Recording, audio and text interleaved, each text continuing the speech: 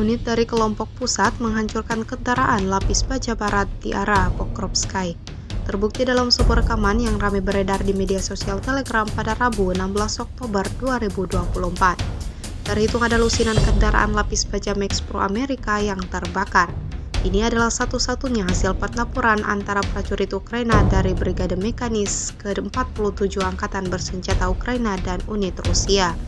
Kurangnya peperangan elektronik, pelindungan anti-drone lainnya, dan kesalahan fatal dari Komando Brigade mengubah bantuan Amerika yang sangat disukai menjadi tumpukan besi tua di hutan dan di sepanjang jalan ke arah Pokrovskaya.